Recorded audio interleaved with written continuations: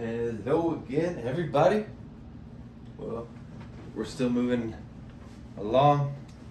Today's January 21st, 2025. Hopefully, you're not getting tired of me yet. Today, we're going to be continuing on where we left off from Exodus 17, and we're going to go all the way through Exodus 20. Basically, all that happened, in the previous episode is the Israelites escaped the Egyptians. Moses parted the Red Sea, and then now these people are free from the tyranny, and all the Egyptians died that were chasing them, and they were singing, glory to the Lord. Basically, He did a great thing for us. And then they just went right into griping about, oh, life is better in Egypt. At least we had food and water, and now we're starving. We escaped there just to die out here. And for 40 years, they just, chilled in this land, eating manna, which is, like bread. And until they finally stumbled upon the border of the land of Canaan. So, let's just pick back up from there, starting on Exodus 17. Excuse my mumblings and my awkwardness. Yep, let's go. So, this section is called Water from the Rock. So, then all the congregation of the children of Israel set out on their journey from the wilderness of Sin, according to the commandment of the Lord, and camped in Rephidim. But there was no water for the people to drink. Therefore the people contended with Moses and said, give us water, that we may drink. So Moses said to them, why do you contend with me? Why do you tempt the Lord? And the people thirsted there for water, and the people complained against Moses and said, why is it you have brought us out of the land of Egypt to kill us and our children out and our livestock with thirst? So Moses cried to the Lord, saying, what shall I do with these people? They are almost ready to stone me. And the Lord said to Moses, go on before the people, and take with you some of the elders of Israel, and also take in your hand your rod, in which you will struck the one that you struck the river, and go. And behold, I will stand before you there on the rock in the Horeb, and you shall strike the rock, and the water will come out of it, and the people may drink. So Moses did so in the sight of the elders of Israel. So he called the name of the place Massah in Meribah, because of the contention of the children of Israel, and because they tempted the Lord, saying, is the Lord among us or not? Oh, you gotta love people. And this next section is victory over the Amalekites.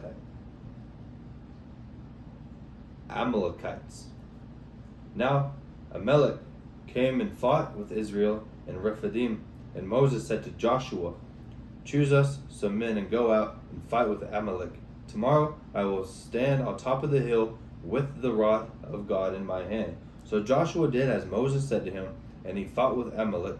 And Moses and Aaron and Hur went up to the top of the hill. And it was so, when Moses put up his hand, that Israel prevailed. And when he let down his hand, Amalek prevailed. But Moses' hands became heavy. So they took a stone, and he put it under him, and he sat on it. And Aaron and Hur supported his hands, one on each side, and his hands were steady until the going down of the sun. So Joshua defeated Amalek and his people with the edge of the sword. And then the Lord said to Moses, write for a memorial in the book and recount it in the hearing of Joshua, that I will utterly blot out the remembrance of Amalek from under heaven. And Moses built an altar and called its name, the Lord is my banner. For he said, because the Lord hath sworn, the Lord will have a war with Amalek from generation to generation. So I don't understand why it has such a hard transition between getting the people the water and then just like having to fight with Amalek. When Moses has his hands up in the air, Joshua and his army, they were winning against Amalek, and when he put his arms down. But maybe we'll get more insight to that later. If y'all have more insight on that, let me know. I'd be interested in hearing about it. So that's going to wrap it up for Exodus 17. On to Exodus 18. This is Jethro's advice. And Jethro, the priest of Midian, Moses' father-in-law, heard all the God had done for Moses and the Israel people, that the Lord had brought Israel out of Egypt. Then Jethro, Moses' father-in-law, took Zipporah, Moses' wife, after he had sent her back, with her 2 sons, of whom the names were Gershom, for he said, I have been a stranger in a foreign land, and the other one was named Eliezer, for he said, the God of my father was my help, and delivered me from the sword of Pharaoh. And Jethro, Moses' father-in-law, came with his sons and his wife to Moses in the wilderness, where he encamped at the mountain of God. And now Jethro had said to Moses, I am your father-in-law Jethro, and I'm coming to you with your wife and her 2 sons. So Moses went out to meet the father-in-law, bowed down and kissed him, and they asked each other about their well-being, and they went to their tent. And Moses told his father-in-law all that the Lord had done to Pharaoh and the Egyptians of Israel's sake, or for Israel's sake, and all the hardships that had come upon them along the way, and how the Lord had delivered them. Then Jethro rejoiced for all the good the Lord had done for the people of Israel, and whom he delivered out of the lands of Egypt. And Jethro said, Blessed be the Lord, who has delivered you out of the hand of the Egyptians, and out of the hand of Pharaoh, and who was delivered by the people from under the hand of the Egyptians. Now I know that the Lord is greater than all other gods, for in the very thing in which they behave proudly, he was above them. Then Jethro, Moses' father-in-law, took a burnt offering and other sacrifices to offer to God, and Aaron came with all the elders of Israel to eat bread with Moses' father-in-law before God. And so it was on the next day that Moses sat to judge the people, and the people stood before Moses from morning until evening. So when Moses' father-in-law, Jethro, saw that all he did for the people, he said, What is this thing that you are doing for the people? Why do you sit alone, and all the people stand before you from morning until evening? And Moses said to his father-in-law, Because the people come to me to inquire of God. When they have a difficulty, they come to me, and I judge between one another, and I make known the statutes of God and his laws.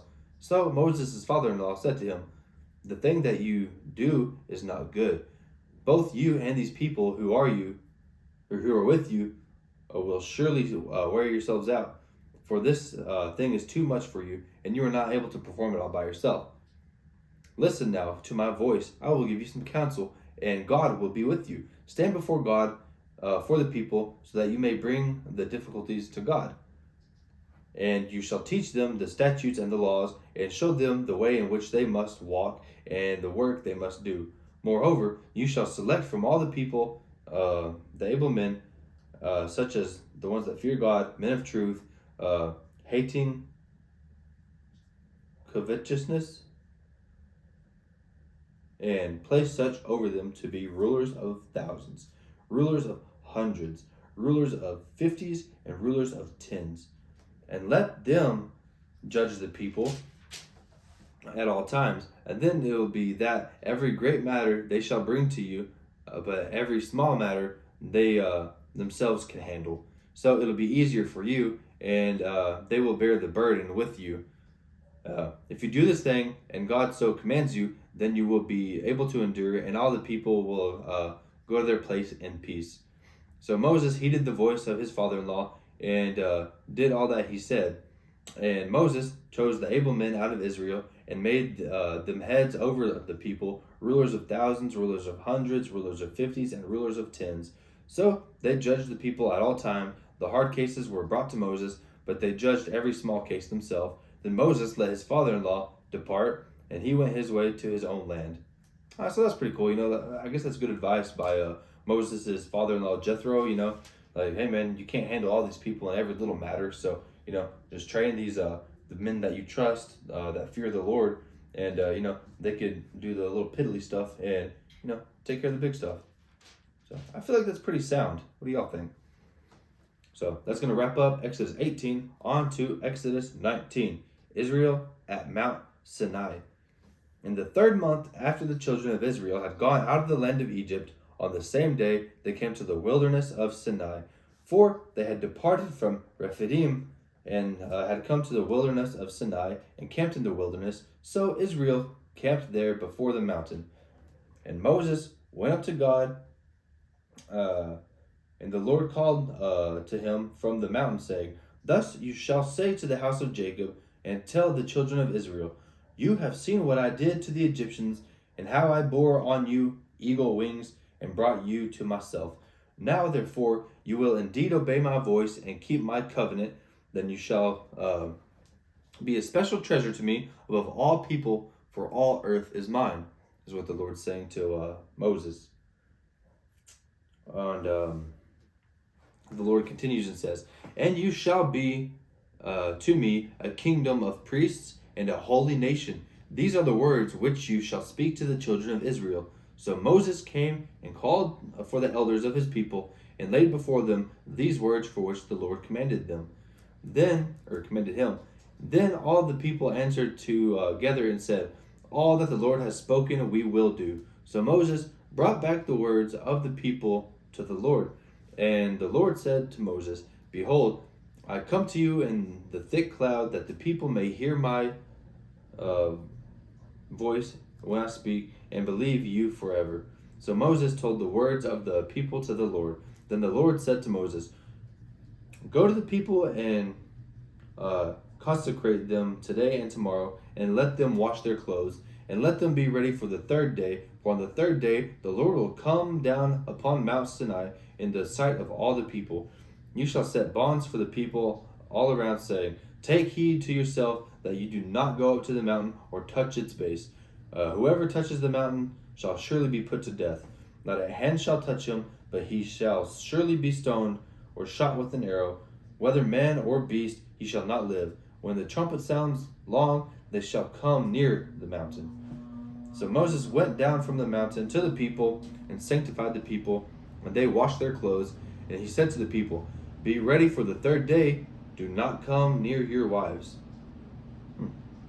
Then it came to pass on the third day in the morning that there were thunderings and lightnings, a thick cloud on the mountain, and the sound of the trumpet was very loud, so that the people who were in the camp trembled. And Moses brought the people out of the camp to meet God, and stood at the front of the mountain. Now Mount Sinai was completely in smoke, because the Lord descended upon it in fire, and smoke ascended like the smoke of a furnace, and the whole mountain quaked greatly. And when the blast of the trumpet sounded long and became louder and louder, Moses spoke, and God answered him by voice. Then the Lord came down upon Mount Sinai on top of the mountain, and the Lord called Moses to the top of the mountain, and Moses went up. And the Lord said to Moses, Go down and warn the people, lest they break through to gaze at the Lord, and many of them perish. Let me reread that. And the Lord said to Moses, Go down and warn the people, lest they break through to gaze at the Lord, and many of them perish. Also let the priests who come up near the Lord consecrate themselves, lest the Lord break out against them. But Moses said to the Lord, The people cannot come up to Mount Sinai, for you warned us all, saying, Set boundaries around the mountain and consecrate it. Then the Lord said to him, Away, get down, and then come up, and you with Aaron with you next time. But do not let the priests and the people break through to come up to the Lord, lest he break out against them. So Moses went down to the people and spoke to them. So basically, no one's still allowed up the mountain is what I get out of this.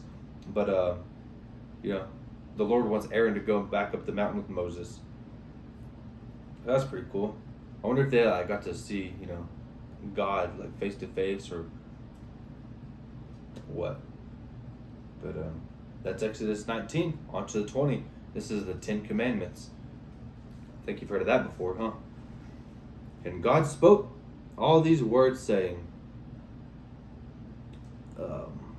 I am the Lord your God, who brought you out of the land of Egypt, out of the house of bondage. You shall have no other gods before me. You shall make for yourself a carved image, any likeness of anything that is in heaven above, or that is in the earth beneath, or that is in the water under the earth.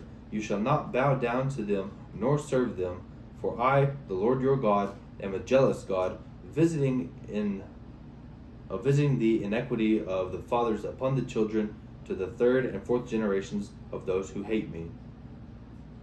Oh, it says, you shall not make yourself a carved image or any likeness of anything that is in heaven above.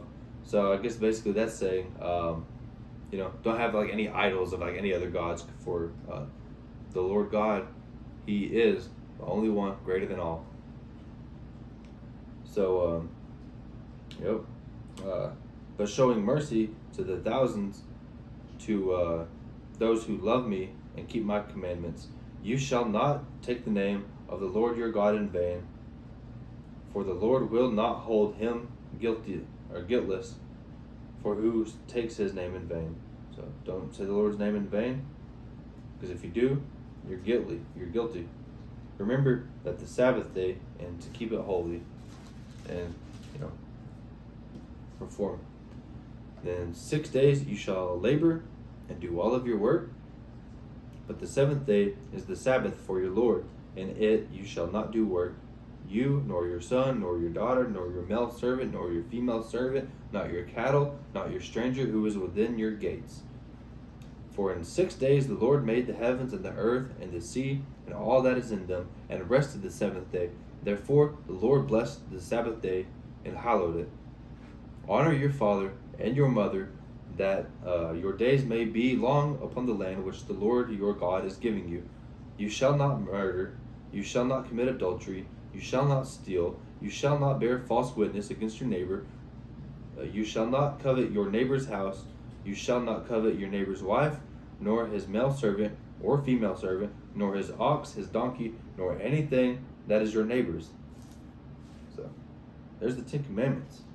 And I apologize, I kind of butchered that, reading it a little bit, trying to piece my own little things together. I appreciate y'all bearing with me. So, continuing on with Exodus 20, this section is the peoples afraid of God's presence. Now all the people witnessed the thundering and the lightning flashes, the sounds of the trumpet and the mountain smoking, and when the people saw it, they trembled and stood afar off. Then they said to Moses, you speak with us, and we will hear, but let not God speak with us, lest we die. And Moses said to the people, do not fear, for God has come to test you, and that his fear may be before you, so that you may not sin. So the people stood far off, and Moses drew near the thick darkness where God was. And then the Lord said to Moses, thus you shall say to the children of Israel, you have seen that I have talked with you from heaven. You shall not make anything to be with me, gods of silver or gods of gold. You shall not make for yourselves. An altar of the earth you shall make for me, and you shall sacrifice it, your burnt offerings and peace offerings with your sheep and your oxen. In every place where I record my name, I will come to you, and I will bless you. And if you make me an altar of stone, you shall not build it of hewn stone, for if you use your tool on it, you have profaned it. So, nor shall you go up by steps to my altar, that your nakedness may not be exposed to it. So, sacrificing sheep and oxen at the altar, but you can't make it of a certain stone and use a tool on it, because then it's like profaned. And the altar, you cannot be going up to it by steps. And I guess your nakedness cannot be exposed to it either. So that's going to wrap up Exodus 17 through 20. There's a lot of juicy information in there.